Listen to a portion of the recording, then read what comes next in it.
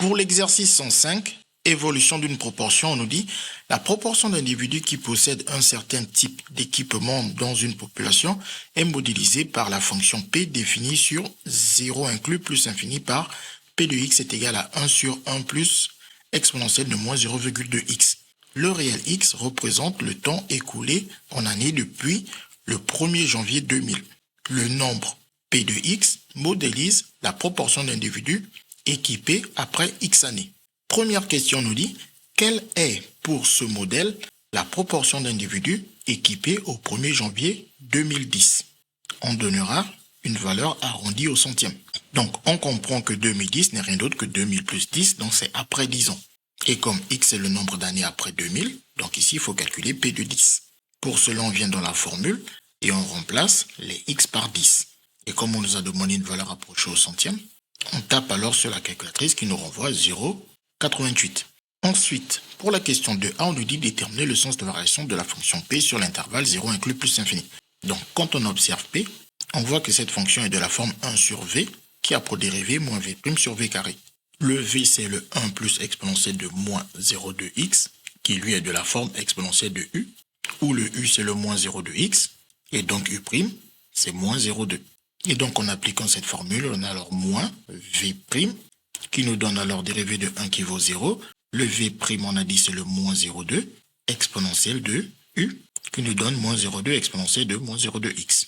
On écrit alors ce résultat de v' au numérateur, et le v carré n'est rien d'autre que ce que nous avons précisé ici, en rajoutant un carré.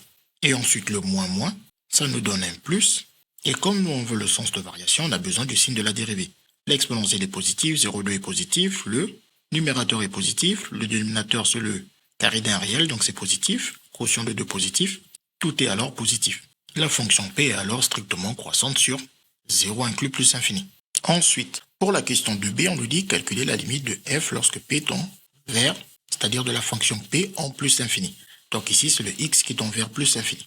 Quand x tend vers plus infini, le moins 0,2x va tendre vers moins l'infini parce que le moins 0,2 il est strictement négatif. Ça fait nombre strictement négatif fois plus infini donne moins l'infini.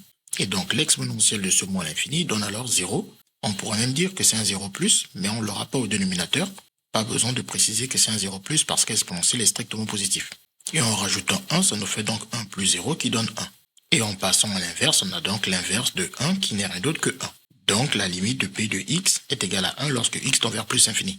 Bien évidemment, ici, on ne rédige pas, puisque ce sont des exercices de révision de chapitres, des types bac, des bilans.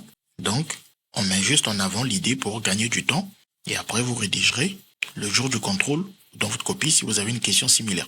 Enfin, dernière question, la 2C, on nous dit interpréter cette limite dans le contexte de l'exercice. On sait que P, c'est la proportion de gens qui sont équipés. Cette proportion, elle se rapproche de 1, et pour une proportion se rapprocher de 1, ça nous dit qu'on se rapproche de 100%. Et quand x, le nombre d'années, tend vers l'infini, ça veut nous dire, avec les années qui vont passer, la proportion de gens équipés va se rapprocher des 100%. On peut par exemple dire, plus les années vont passer et plus la proportion de personnes équipées augmentera parce qu'on a vu que P est croissante tout en se rapprochant des 100%. Bien évidemment, vous pouvez aussi dire en se rapprochant de 1. CQFD, ce qu'il fallait découvrir.